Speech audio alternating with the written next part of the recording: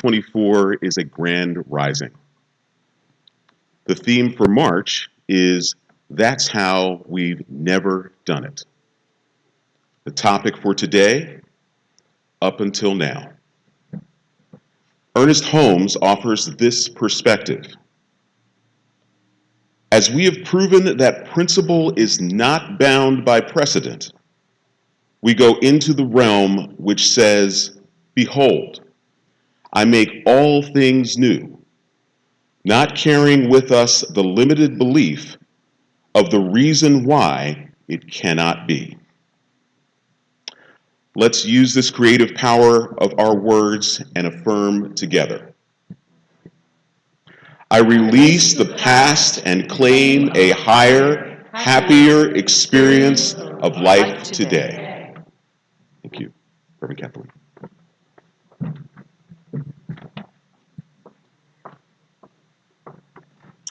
Wow, that says it all, doesn't it? That beautiful affirmation. This is what this month is really all about. In order to have a grand rising in consciousness, we must be willing to do what we've never done before and to be a greater version of ourselves that we've never experienced before. Everybody ready for that? Get ready, my soul. I'm diving in. So last week, Charlie set us up by reminding us that what we contemplate is what we create. And we are contemplating all the time, right? We're always thinking about something. That's what contemplation means, thinking about something. So we're always thinking about something. We're always creating what we think about. Right? It's like, well, most of the time maybe it's good, but sometimes we can get off track. So the thing is, and this is what Buddha taught, is that we suffer when we focus on what we don't want. He said, truly, that's the root of all suffering is what we're thinking about things we don't want, contemplating that. So this month is about breaking the habit of limiting patterns of thought, emotion, and behavior that cause suffering, using spiritual principles, practices, and tools, and then diving into being who we've never been before and doing what we've never done before. Let's take a breath. So let's revisit that beautiful quote that Mark just shared from Ernest Holmes. Principle is not bound by precedent. Kind of fancy words that Ernest Holmes uses. But if we look at what it means, when he's using the word principle, he's basically saying that our use of principle, the creative power of our thought and our word, the creative process, in other words, our use of principle is not bound by what happened in the past. So it doesn't matter what's happened in the past. Each moment is a fresh new moment to create something new.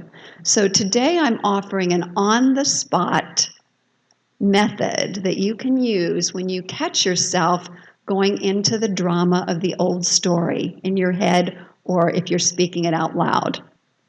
An on-the-spot way to deal with stinking thinking, which is what Charlie talked about last week. Stinking thinking, an on-the-spot way to deal with that thinking that gets you feeling upset, and then to step into a greater life. So there are 3 different things that I'm going to be talking about today. This is the way I've always been, and this is the way I've always done it, even though it's a downer. Sometimes we get stuck in those patterns. The next one is the law of impermanence. And the final one is to stay open to new possibilities with curiosity. So did you ever hear yourself saying this? That's the way it's always been. Or that's the way I've always been. Or that's the way I've always done it. If you found yourself saying that, then what you're doing is you're retelling an old story, reliving the old emotional patterns, And that means you're creating a future that is a carbon copy of the past in one way or another. It means that you are stuck in an emotional rut. Take a breath. And listen to this quote by Ellen Glasgow. She really drives it home. She says, "The only difference between a rut and a grave are the dimensions." Yeah, yowzer.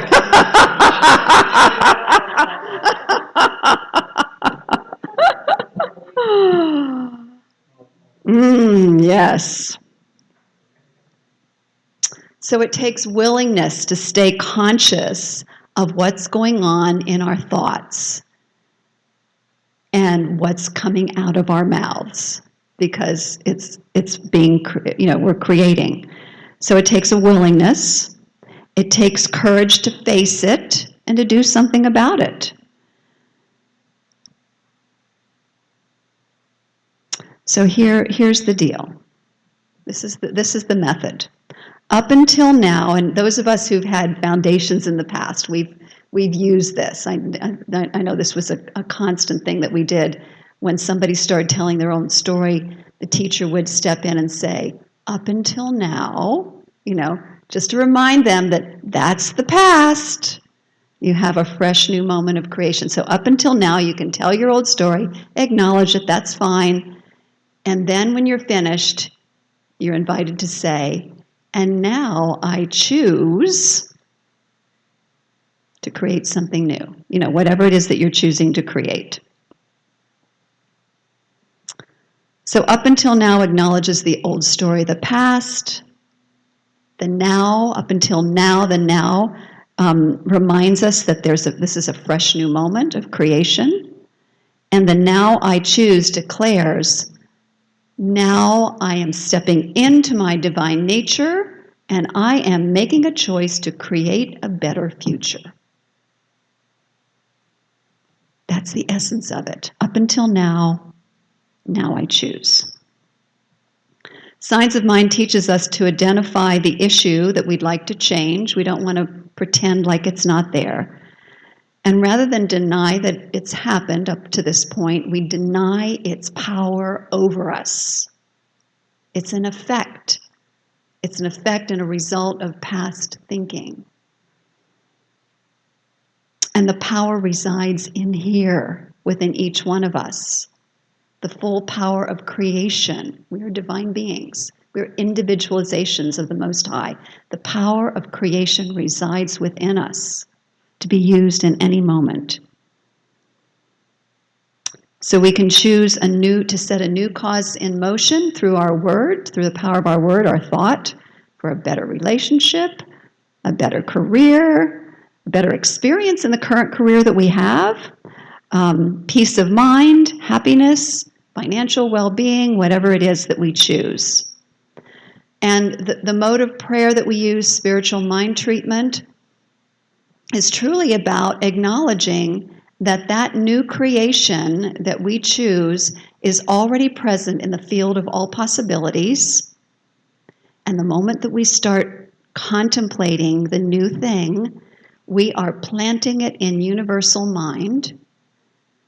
And so that's the first part of the creation. The second part is letting it go into the universal mind so the universal mind can bring it forth into fabulous creation.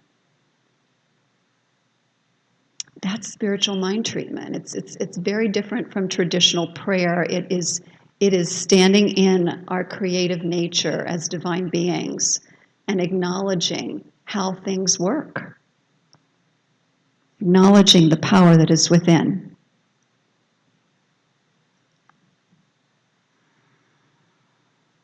The law of impermanence.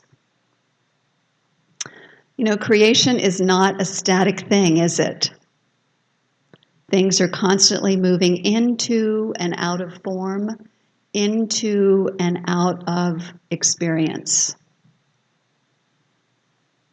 That's the law of impermanence in action.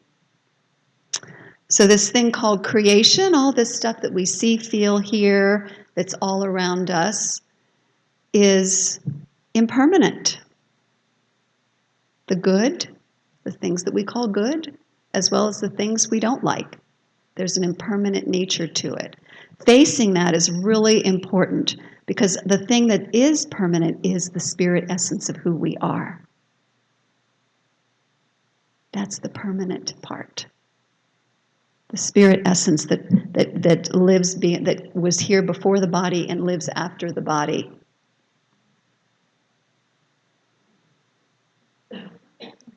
So as we attach ourselves to things, relationships, a certain financial area, that thing that we're involved in right now, as we attach ourselves to anything in the world of impermanence, the world of effects, it will lead to suffering because things go in and out of form. A sold business, an eliminated job, a favorite food that no longer suits us physically, all part of the law of impermanence. And so as we let go of attachment, as we just move into it with grace, okay, this is the situation, and now what do I do next? We are so much happier because we're standing in our divinity, we're standing in our creative nature, instead of reacting, being the reactor, which comes out of the conditioned mind. The conditioned mind, the body-mind gets conditioned with habits of thinking as we move through life. And so we have the power to change those habits of thinking, those beliefs, that stuff that's going on in our neurobiology that keeps us stuck in the rut. I love it that we can continue to remind ourselves that we are not victims, we are not prisoners of our past, we are not victims or prisoners of the way that we're wired in the present moment. We can rewire ourselves for joy. We have that power.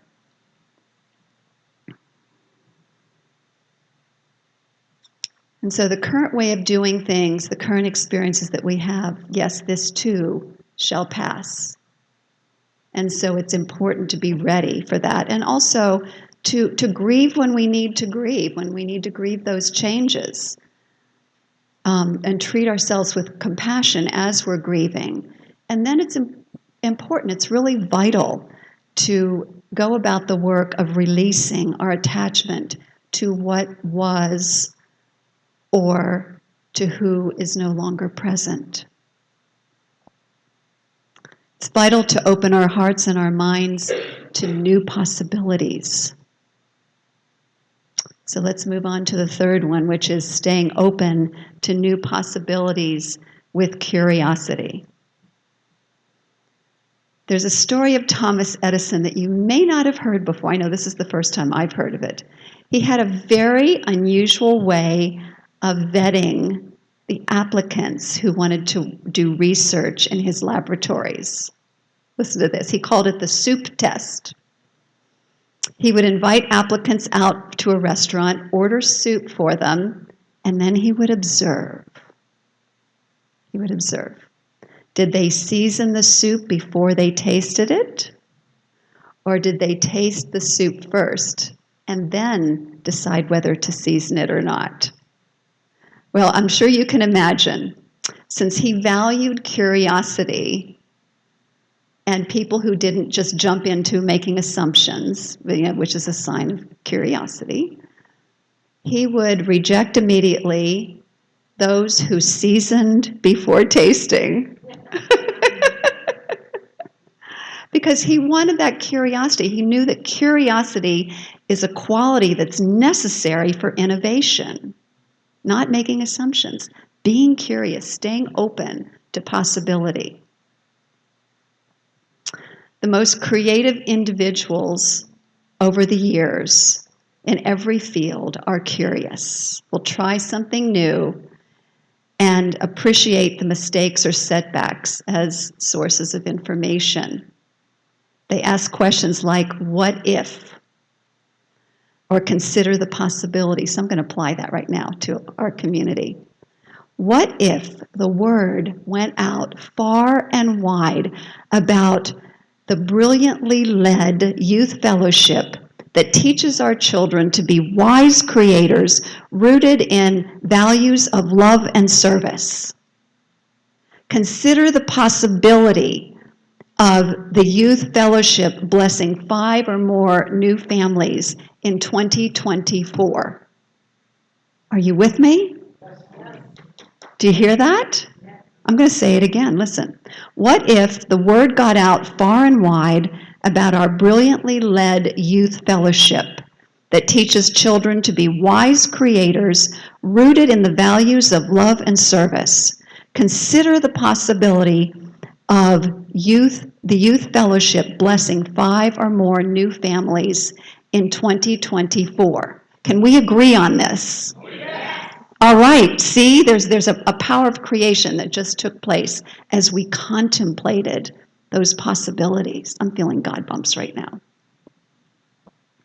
When we relax into the truth that we are safe in spirit as we explore new possibilities, we can let go of the fear of making mistakes, because mistakes are for, anybody know? Learning. Mistakes are for learning. So the courage to be curious inspires us to step out of our limited thought patterns of the past and into a grander, new version of ourselves and our lives. Let's practice. You ready? Okay, so I invite you to join in with one or maybe 2 other people, and we're going to practice up until now.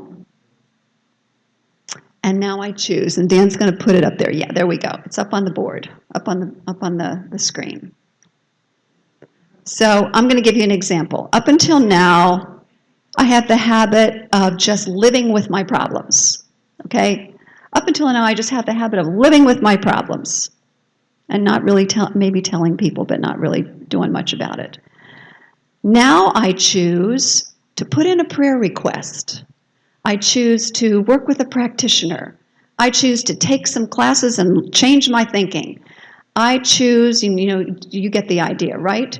So it's setting a new pattern in motion. Okay, so think of an old story that you keep, or an old habit pattern that you have, and up until now, and now I choose. Find somebody to share with.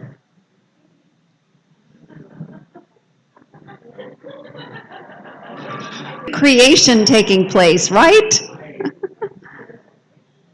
Acknowledgement and new creation. I'm feeling it.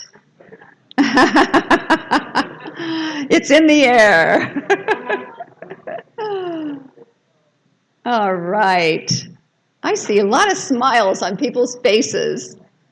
You've stepped into a higher version of yourselves, I can tell. Beautiful, beautiful, beautiful.